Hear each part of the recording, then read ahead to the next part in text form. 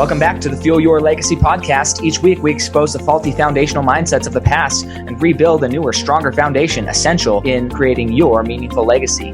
We've got a lot of work to do, so let's get started. As much as you like this podcast, I'm certain that you're going to love the book that I just released on Amazon, Fuel Your Legacy, The 9 Pillars to Build a Meaningful Legacy. I wrote this to share with you the experiences that I had while I was identifying my identity, how I began to create my meaningful legacy, and how you can create yours. You're going to find this book on Kindle, Amazon, and as always on my website, samknickerbocker.com.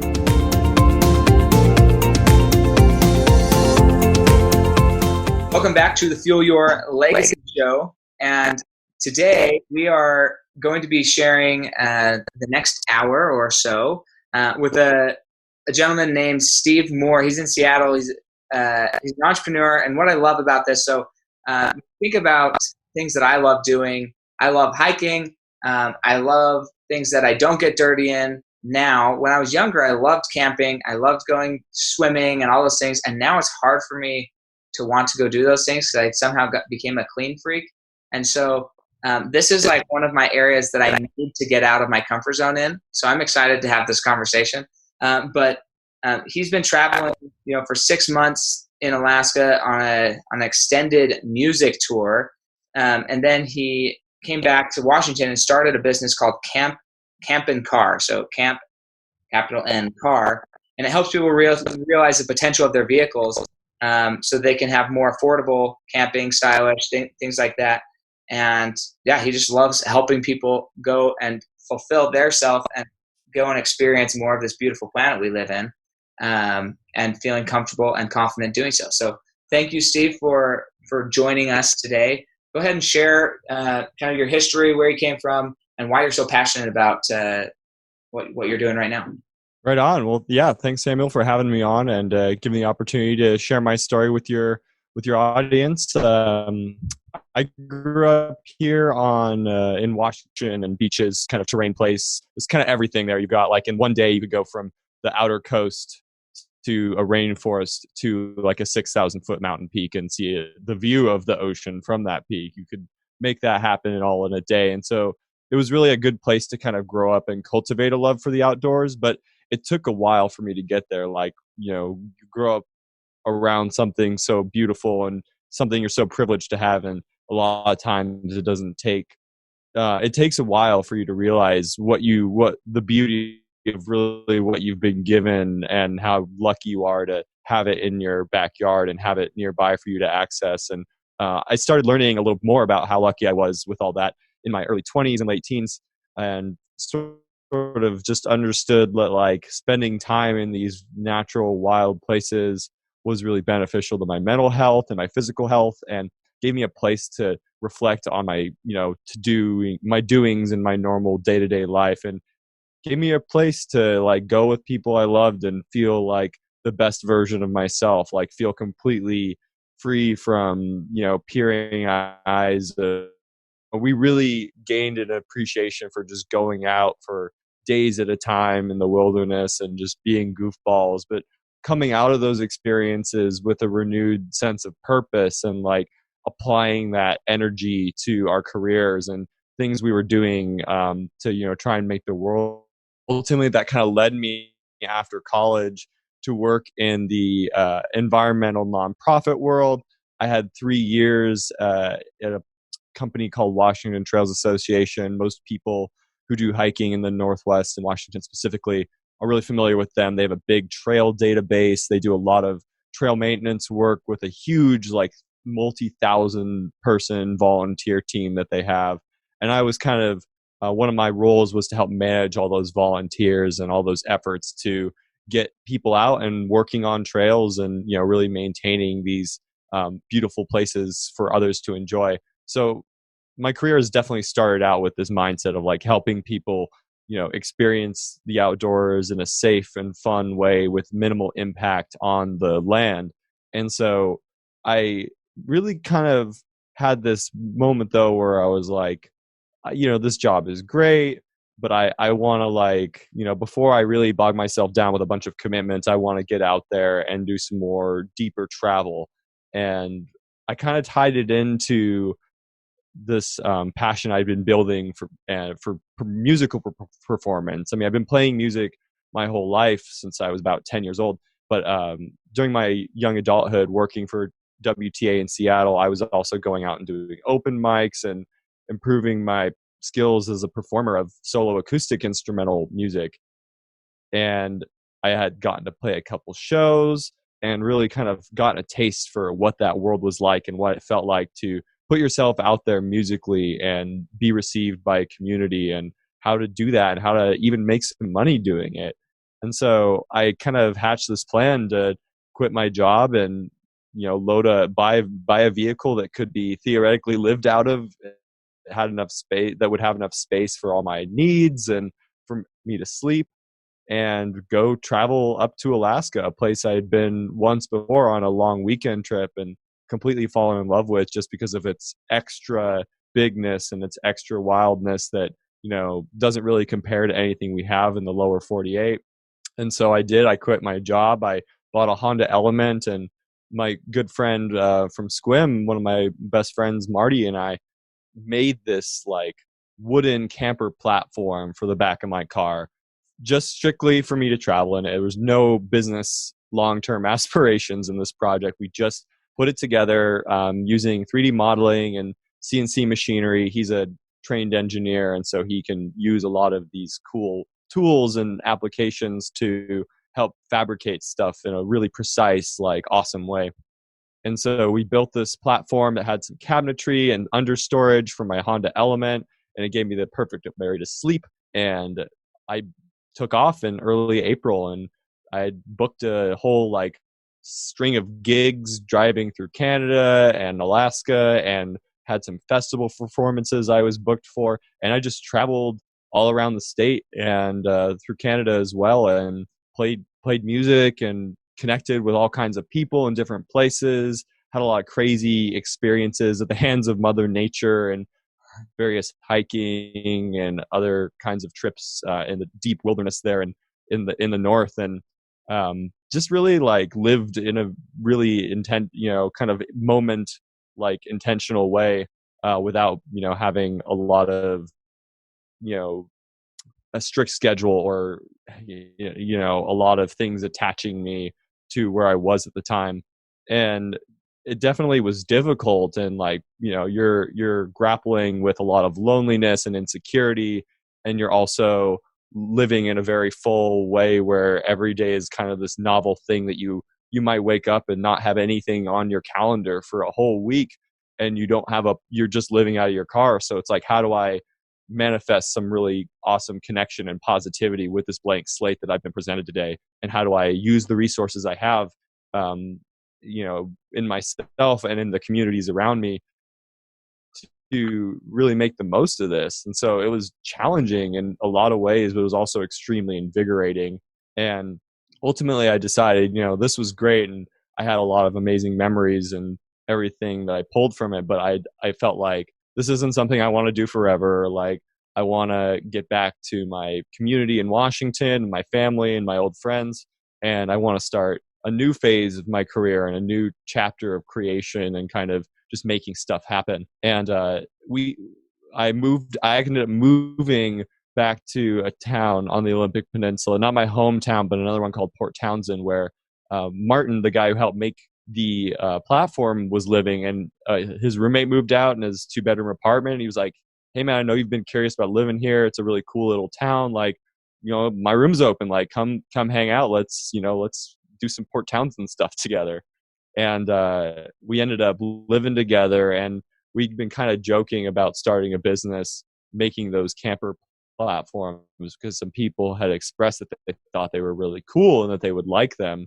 And one day we had both had, I live in Seattle now, but I had a job in Port Townsend that had a lot of stress, and it was just like night and day from working at the previous place I was at that had a really positive working culture. This place I was working was really unorganized and toxic, and although there was a lot of room for me to be creative, I had no support, and like it was like I was relied on for all this stuff that was completely unreasonable, and there was no acknowledgement or positivity. And it got really frustrating. And I was just like, we both would share these things with each other. And one day we were just kind of like, we both feel extremely competent and confident that we could do so much better with our own business than a lot of these places we see that are just running things like, one, not sensefully, like, there's no like logic or organization to what they're doing, but also like they're just not, there's no connection, there's no mindfulness, there's no like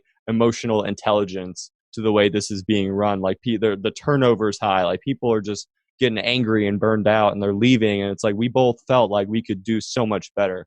And so that kind of, we jumped on the computer and formed an LLC, and that was about a year ago. And since then, it's we've been changing a lot and morphing. I mean, it's still very much a startup. Like there's a lot that's had to change and be kind of worked through, and challenges we've had to deal with. But we've got more people on our team now, and we're making forward momentum and feeling really good about the future of where our company is and what we can do. And it's been an amazing challenge, and it's all built out of this desire to want to kind of change the way people travel and connect with the world around them through simpler means that, one, aren't going to be as expensive, and two, are going to allow you to really manifest your own like sense of self and explore that openness of the world. And also, we just want to start a company with like good sense that treats people right and be a positive influence on our community as well.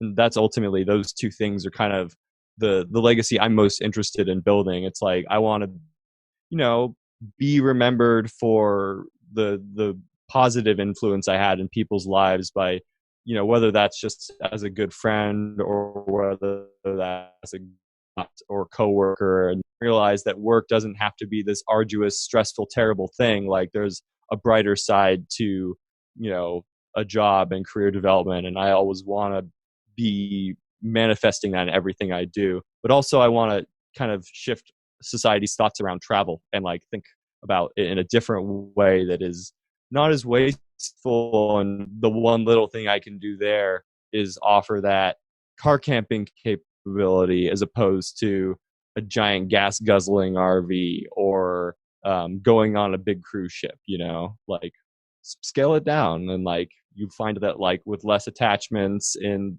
the way you travel, like the world opens up a lot more. Yeah, I love that. There's so much here that I want to highlight in and get more details on, because I think it's so interesting. Taking things for granted, that's such a wide scale, I don't know if I would say problem, but it's definitely something I think every one of us, myself included, struggles with in multiple areas of our lives. I live in Utah, right? And there's people who travel literally from all over the world to come to Utah and see the mountains and go skiing and go climb at go to Lake Powell or go to Zion National Park. They'll travel from all over the world to go to these places.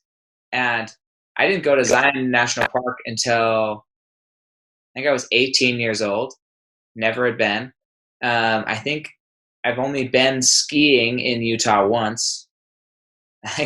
It's in my backyard. I love skiing. I love snowboarding. I just haven't done it. Like it's just not been something I do. I just get so focused on the daily grind of life that I forget all the other stuff. And I think part of it for me, and this is something that I'd love your input on, but when I was single, I got out a lot more. I went mountain biking, went hiking 3 or 4 times a week. Like I just, all the time I was going and doing stuff.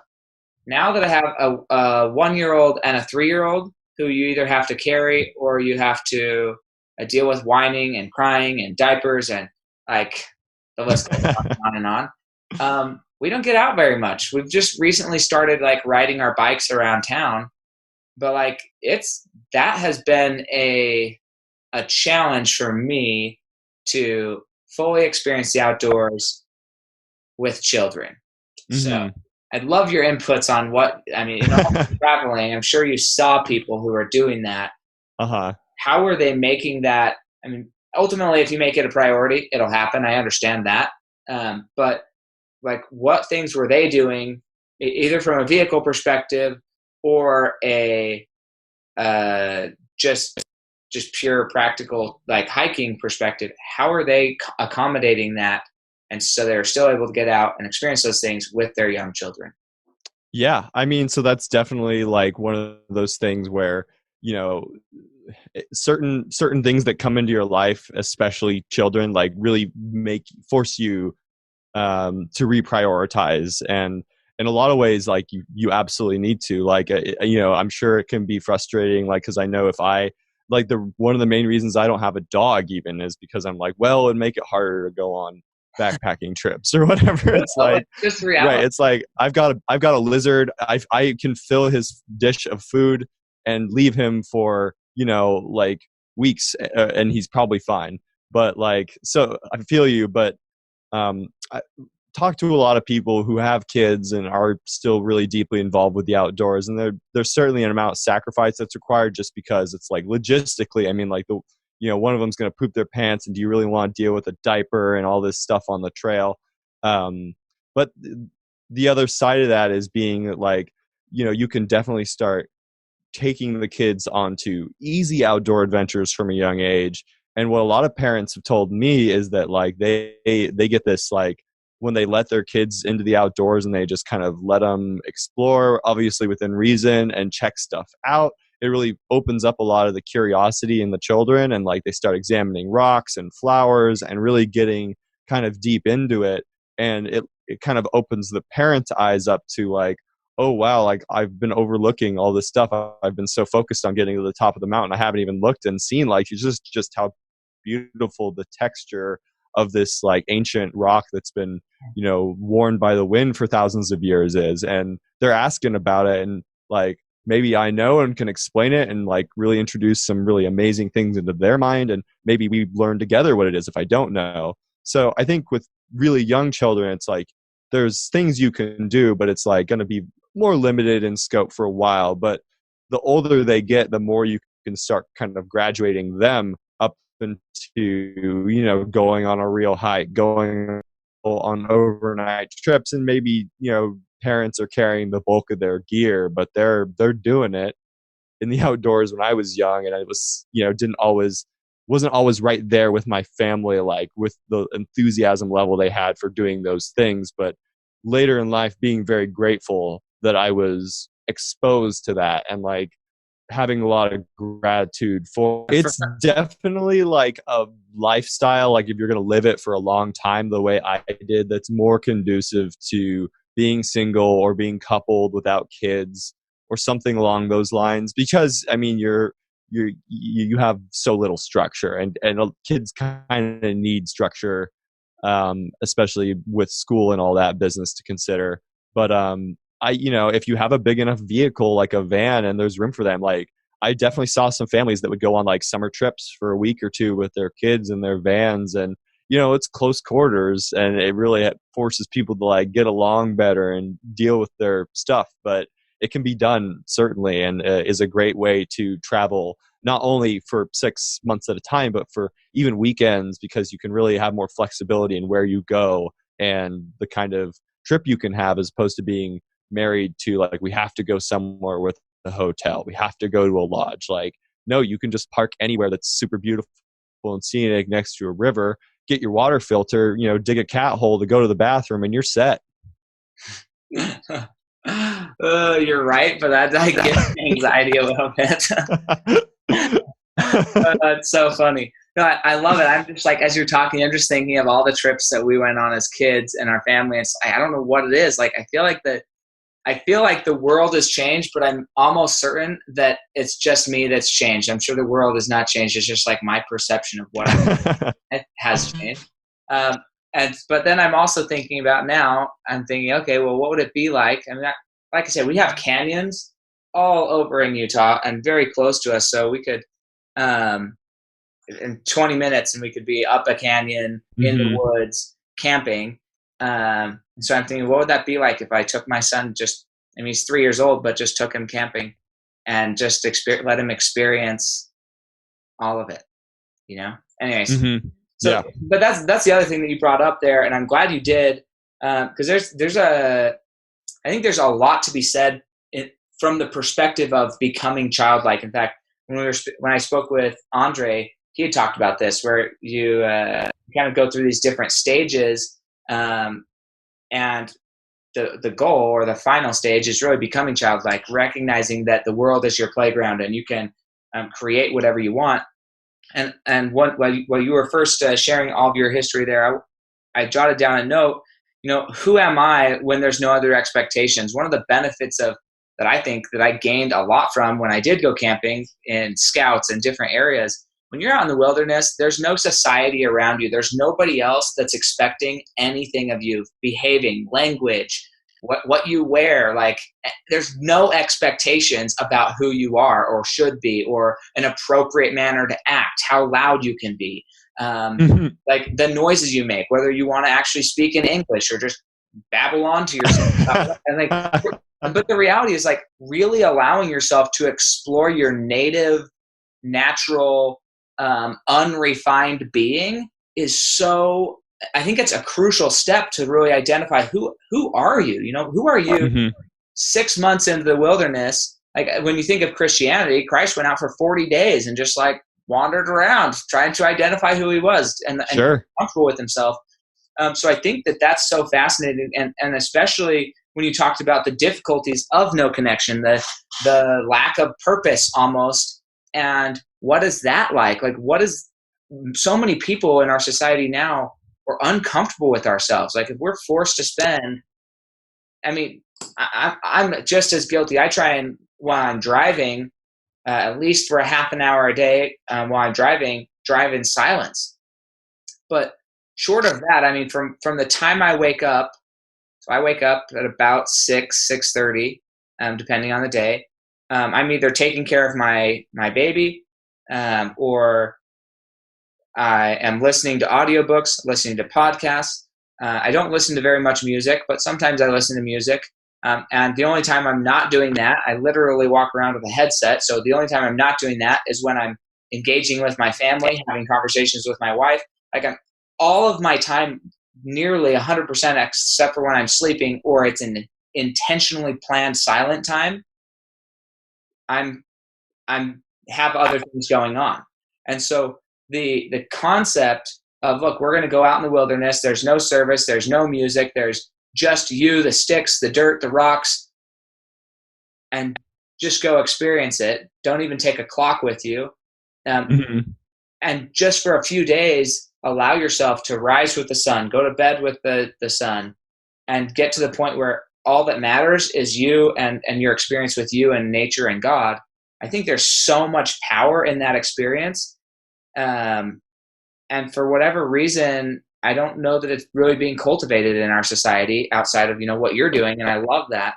Because I think when I think back to defining moments in my life, and there's a lot of defining moments that happened in those circumstances that I almost discount because I didn't love certain aspects of them. So I just, like, Boy Scouts, I would never encourage anybody to go through Boy Scouts. I didn't find it wonderfully enjoyable, right? On the other hand, I learned some incredible lessons in Boy Scouts, and becoming an Eagle Scout, I know there's a lot of people who did it easy. For me, my experience of that was not easy. It took like 400 hours of service between me and other people. It took multiple revisions of everything, and it could have just went and planted trees. That would have been the easy thing to do. But I chose to refurbish a box car that was on our school property, refurbish it, the outside of it. Well, we had to scrape off. So the people who had painted it before, they just painted right over all the decals. And so when I went to do it, that's what I was planning on doing, just painting over the decals. And I was like, oh, that'll be easy. Just spray paint, spray it down. But then they're like, no, we actually want you to scrape off all the decals. Well, you're thinking decals, there's 6 of them, 3 on each side. They're about 10 feet in diameter. So they're giant decals. They have industrial grade adhesive that is sticking them there.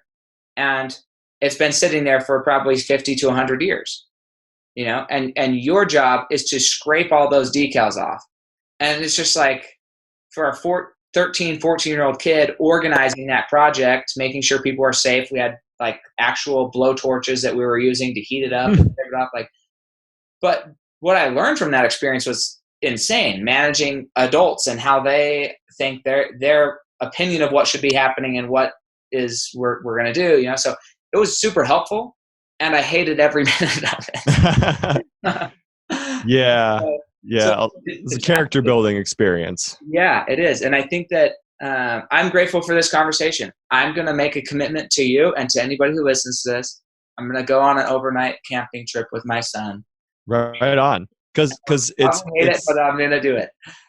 You're right. Because it's ultimately about like, you're not just going to connect with your child, your real physical child, but like your inner child as well. And I think that in all aspects of life, that's something that gets lost, and it's unfortunate because it causes so much unnecessary pain and suffering. Like, if you think about like your inner child is just being like the part of you that just wants to enjoy life and embrace the positive things and have fun and connect with others and not worry about, your meetings and appointments and the ads you're getting bombarded with and all that other man-made like stuff that has its purpose and is important in its own way. But it's like, if you go too far and just thinking about that, then you get disconnected from your own inner child. And then I've seen it so many times in other workplaces or just relationships in general, where when people don't connect to their own like needs and cultivating that inner joy, then they start viewing other people as like tools, or like, oh, it's your fault I'm not feeling good. Like, and they lash out, and that creeps into so many things we do, and it creates so much senseless, just like, I don't know, like exploitation, and increase the profit margins at whatever cost. I don't want to know the details, just do it. Like, and then when people are, the realities of what they've done have been brought forward to them, then they just deny it and they blame other people, and it just creates a mess. And it's like, these things, I'm not saying I had the going in the wilderness as a one-trick pony for fixing all of the world's problems, but it's one tool we have at our disposal to connect with ourselves and maybe work through things that can be uncomfortable, but ultimately are going to make us better friends, better partners, better coworkers, better entrepreneurs, because we're not only going to connect with the people who are in the same boat and like want to also help make the world better, but I find that by living that truth in myself, like the financial stuff, all the other big picture things kind of sort of, maybe it doesn't get there as fast because I'm taking my own road, but it happens and it works out because I'm putting in that effort. And it doesn't, ultimately, like, my aspirations aren't to have 10 homes and a portfolio that's worth billions of dollars. Like, I want to be, of course, financially comfortable and be able to provide and, enjoy life because of that financial stability. And I want to be able to create a business that helps do that for other people as well. But my means and what I know I need is limited well beyond, I think, what a lot of people feel they truly need. And, that's a part of capitalist culture in some ways, but it's something we all have to kind of grapple with, because inevitably, like, we can't all have 10 homes and giant properties. And it's not like, even if you had it, is it like, would it make you happy? Like, if you're not connecting to your inner child, you're just going to create a bigger empty space. And like, that's going to cause more suffering in some ways, because you have all this extra stuff you have to worry about and maintain. And it's like, that's kind of at the essence of what we're doing in our company, is like, you don't need to have tons of stuff to go out and enjoy the world, and you can live more fully that way, if that makes sense. Yeah, totally. I love it. And it's actually kind of one of the next things I was going to say is like, when you're out there, you kind of start finding out, are you going to be a creator or a follower in life? And becoming a creator, especially when you have all that downtime and you're just sitting there thinking about nothing, or when you think about it from a creation perspective, if you're choosing to become a creator, that's really all there is. It's just creation. And you've got to find stuff to do. And if not physically, then in the metaphysical world, in the mentality, that brain space, what are you doing to really create the joy, create the light and life in your life, or is it only there if somebody else is bringing it to you? So huge there. And then the one last thing I want to touch on before we move on here, and this is once you and your friend decided we can do something better. Okay, I think this is a huge principle. I think there's so much good about this podcast. I'm making a commitment to go do something that I'm gonna love. I'm gonna love every second of it. I'm gonna tell myself that. But there's a real pressure in society and a gaping hole that's opening up, especially with the coronavirus, basically saying, hey, it's okay to be a victim. It's okay to complain about stuff. It's okay to say something else is somebody else's problem. And what I love about what you did is, yes, you recognize these things, and you did a little bit complain to probably each other about it. But eventually, the question came, how can I become a solution? How can I become the solution? And I think that principle, we need to share it. Like, more people need to be thinking that way across all of the world. How can I become a solution? If I see something that I don't like, rather than just simply saying I don't like it, who cares if you don't like it? What are you going to do about the fact that you don't like it? And that what you do about it shouldn't, in my opinion, and I don't often use the should word, but shouldn't be something that somebody else has to do. So what you're going to do about it shouldn't be going and complaining about what somebody else is going to do. A more effective way to create change is to go and do something, create a movement that people can't deny.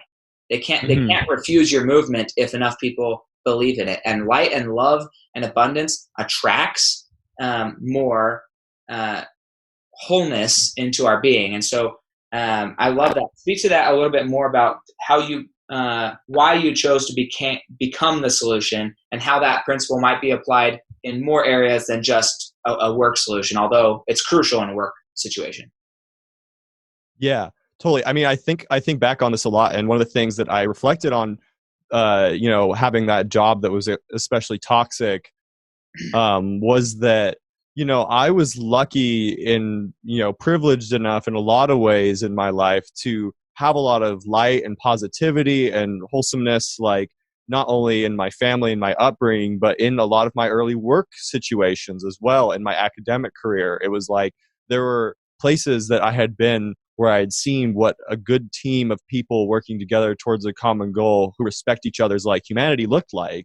And it was, when you've been basted in that, and like that guides a lot of your principles, then when you're dropped into something that is against that, it's like almost worse than if you were used to that. It's like you feel so extra stressed out and like just on edge, because you're like, I know like people can do better than this. Like I see like your potential and the potential of this place and of this mission and of this product or what have you, but it's being lost because something along your path or the path of this organization really got thrown off and just hasn't been dealt with and communicated about.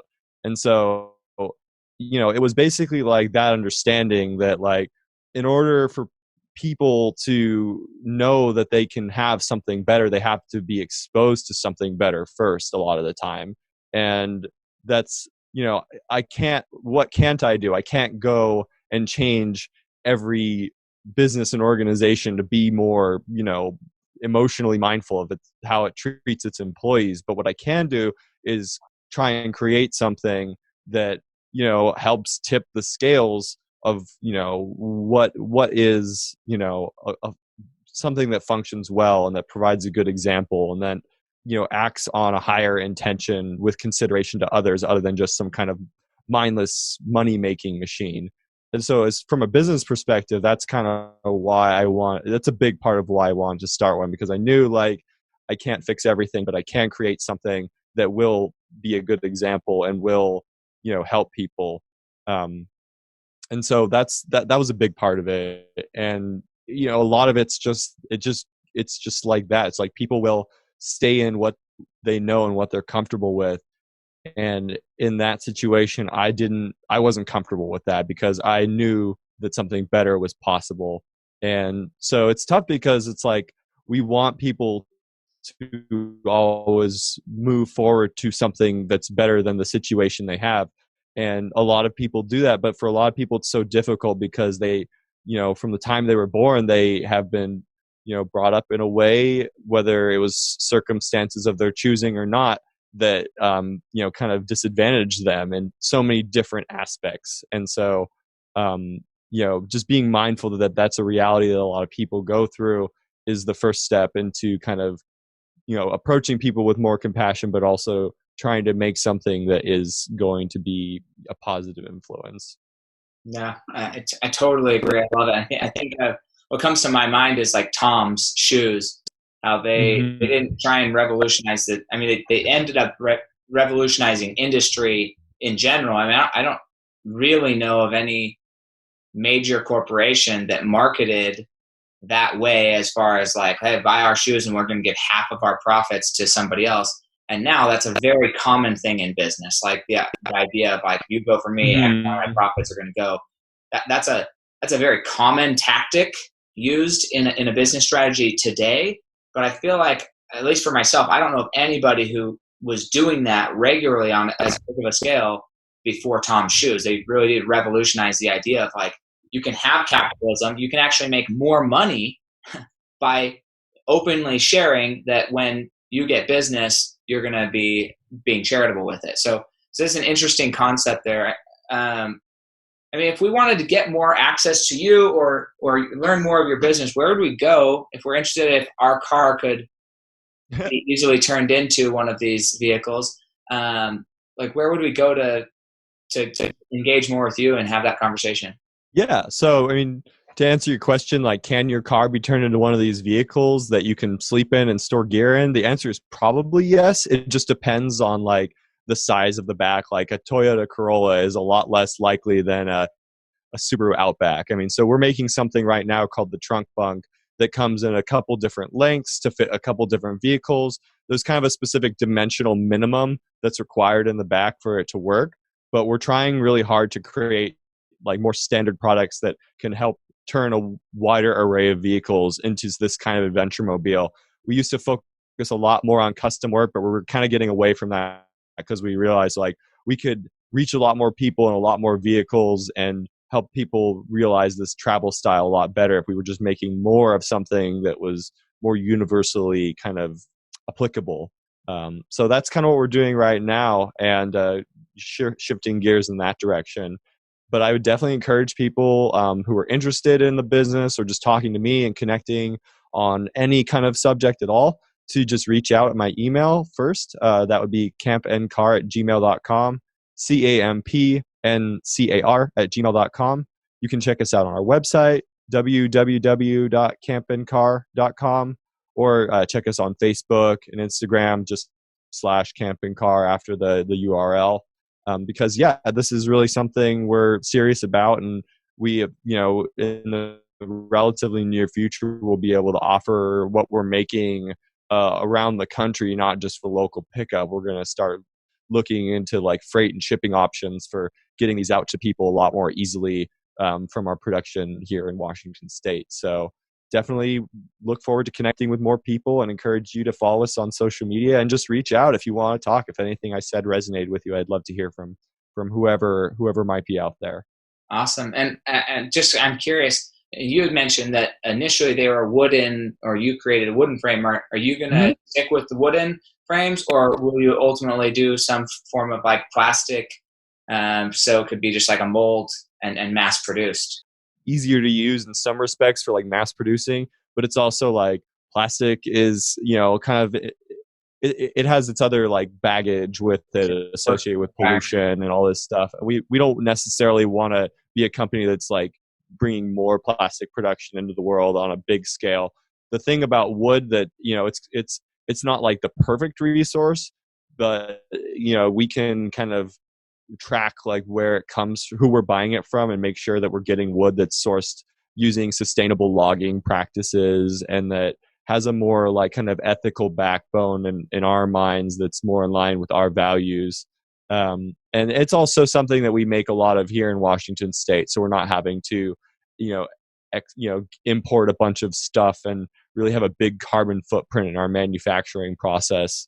But we are, we're a company that envisions itself in several years from now being offering a wide array of products that help people camp out of their vehicle, not just platforms, maybe like a little, shower or something you connect to the top of your car, and window covers and other things that will make that means of travel and lifestyle more, more awesome. So that's kind of where we're heading. The reason I asked that question is because I think branding is crucial.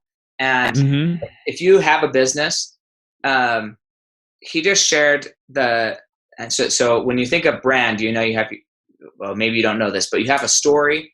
So that's where, he shared his story about where this whole thing came from, the idea, and why he does what he wants to do. And then you have a message and a feel, and an energy of your brand. And it's important to understand that, and I wanted him to say it before I called it out, but the aspect, his brand and what he's going for, it would be inconsistent to have certain types of products, certain plastic made products, because of his branding. And again, I know he feels this way because I've had this conversation with him, but even if he didn't feel that way, let's say he doesn't care at all about the environment. Let's just hypothetically say that. It would still be inconsistent with who he's trying to market to and the products he's creating. It would be an inconsistent message for him to be producing plastic products to fulfill this mission. So to remain on brand, he's probably going to stay in some form of renewable resources to produce that, or potentially refurbish old things that are going to be coming from somewhere where he's helping the environment. Maybe he's collecting plastic from somewhere that needs to be repurposed into something better, right? But the mission and the voice and the feel of his company is going to be a sustainable and a world earth conscious brand. And that's crucial because that plays into the legacy. That plays into how this company is going to be remembered, the impact it's going to have, the effect it's going to have, right? A company that's going to make a plastic product isn't going to appeal to, and there's no offense in this this term, okay? So don't take offense. But a crunchy person, that's the term, right? You're a little bit like, you're earth focused. Those type of people, if they saw something made out of plastic, that even if they had a choice, they probably wouldn't buy it because it just doesn't align with them. They don't connect with it. It's like, why? Who made this thing out of plastic? Let's see if I can make one out of wood. They would take the plastic one and recreate it out of wood themselves because that's more in alignment with who they are. And so I think I just wanted to point that out and have that message be shared because that's crucial. I think that's really important to understand what are they trying to bring to the world and more of their mission and the voice of their company, because I love it and I respect it a lot. Right on. Yeah. No offense at crunchy either. I'm as crunchy as they come. So I'm fully self-aware of that reality. Good. I know some people think it's a dig. It's not a dig. It's just who we are. I'm a city boy. This is a reality. I grew up on a farm. I grew up out in the sticks, and I just like being in a city. That's my I like people. Yeah, I get it. I live in Seattle. I love cities, but I'm also crunchy. That's the kind of the joy of a lot of these Northwest cities. And it's like they're cities of crunchy people, and everyone, kind of enjoys all the bars have big wooden slab tables and trail maps on the walls and stuff like that. It's just an environment. That's so cool. I love it. So here's one of our second to last sections here. It's called Legacy on Rapid Fire. A lot like a game show, just one word to one sentence answers. First question, it's got to be a sentence though. Okay. But you ready for this? Go for it. Perfect. So what do you believe is holding you back from reaching the next level of your legacy today? I mean, there's not like I don't feel held back by anything but my own ability to get work done. Cool. And that's huge. Knowing how to, because one is getting work done yourself, and then how do I duplicate myself, and so that more people can be doing what I'm doing, so we can get more of it done. And Hmm. that's a challenge. It's a growing experience for us all. We all have to figure it out at some point if we want to have a bigger impact. It's not just about making more money or having a massive business. It's about changing lives, right? Microsoft, Bill Gates, when he started Microsoft, it wasn't necessarily about becoming a billionaire. That was a byproduct of him thinking that having effective communication and technology in every home would benefit society. And so he went out to serve society, and now he's a billionaire based on the fact that he was willing to serve people. Facebook, Zuckerberg, right? He created Facebook so that he could create connection across international lines, right? That's awesome. And he didn't set it out to think, oh, I just hope I'm the next multi-billion-dollar company. He set out to create connection. And so understanding, and that's exactly why I asked Steve to really share more about what products and where that's coming from, because it's about why are they doing what they're doing, not necessarily what they're doing or what the outcome of what they're doing is. I hope you become wildly successful and your business takes off. That would be awesome, because that means you're helping more people. So what do you think the hardest thing you've ever accomplished has been? Um, Going on a music tour, probably. That was logistically and emotionally like the hardest thing I've ever done. One of them at least for sure. That's awesome. Yeah, we didn't even talk about that. Let's probably we could have a whole other It's all conversation good. It's about a that. whole thing too. Yeah, exactly. What do you think the greatest success at this point in your life has been? Honestly, like just having created the community of super supportive, beautiful, kind people that I have, that no matter what happens, like always encourage and support me to do better and move on to the next thing. That's my foundation of just like success in a nutshell. Love it. And what is like one secret habit, mindset, or behavior that you believe contributes most to your success? Making time like every morning to do yoga and like before I start doing anything is honestly like huge. And aside from that, just continually listening and cultivating, the well-being of my inner child for sure. Love it. What are a few books that you'd recommend to the Fuel Your Legacy audience? I think this is when I told you, Pieces Every Step by Thich Nhat Hanh is a book about mindfulness. It's short, it's easy to read, but that was the book that kind of got me really going on that path of like being present with myself and learning how to be a better, more compassionate person as I navigate all the kind of negativity in the world. That book just gives you so many tools and frames things in a way very succinctly and in a really like accessible secular way to kind of understand the teachings. Um, Great book. Yeah, I think the other one I was big on, just to kind of get me started on the business and learn that, working in business isn't about doing the task yourself all the time. It's about setting up a network of people and functions and tools to make the task better, would be the E-Myth. And that's a pretty well-known book among the entrepreneur world. It's a pretty big one, but I think if anyone's interested in starting a business, like if I had to recommend one, like that's a great place to start for sure. Just because it, you see, it really walks you through like why does the person who's running the show by themselves have such a hard time, like, and how to avoid that pitfall. Yep. No, I love it. That's so true. That book has saved me a lot of heartache and pain and trial and error just by understanding. Cool. So here's my favorite question, and we kind of touched on it a little bit earlier, but I hope I hope you guys see kind of the consistency in the message here. But the question is kind of, what legacy are you building? So imagine yourself 6 generations from now. So this is your great, great, great, great, great grandchildren. They're sitting around a table discussing your life. You have the opportunity to come in, kind of listen in, you're on the wall, and see what they're saying, listen to that conversation. What do you want them to be saying about you and your legacy 6 generations from now? Honestly, the thing that is probably most important is just like being remembered as a kind person who had a great vigor and, you know, spirit for life and was very positive influence in other people's existence. That would be the thing that would touch me more than anything else. I think just warm, fuzzy feelings about me being there, like, and, you know, if how that, you know, kind of translates into everything else, I guess. Yeah, I love that. Just and that's more of a feeling and essence that can be carried on, and you can actually create a movement out of it. So I love that. Mm-hmm. Well, thank you so much for sharing your time and your expertise with us. I'm committed to you. You can follow up with me in 3 weeks and ask me if I did it.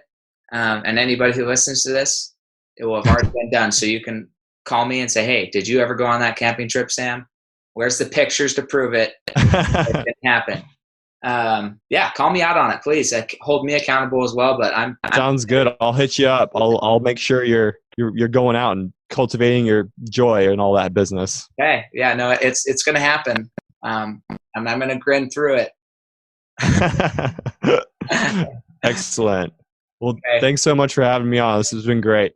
Yeah, no problem. We'll talk to you later, Stephen, and we'll catch you guys next time on Fuel Your Legacy.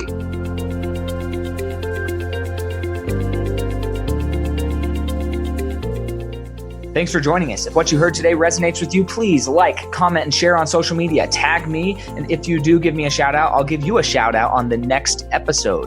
Thanks to all of those who've left a review. It helps spread the message of what it takes to build a legacy that lasts. And we'll catch you next time on Fuel Your Legacy.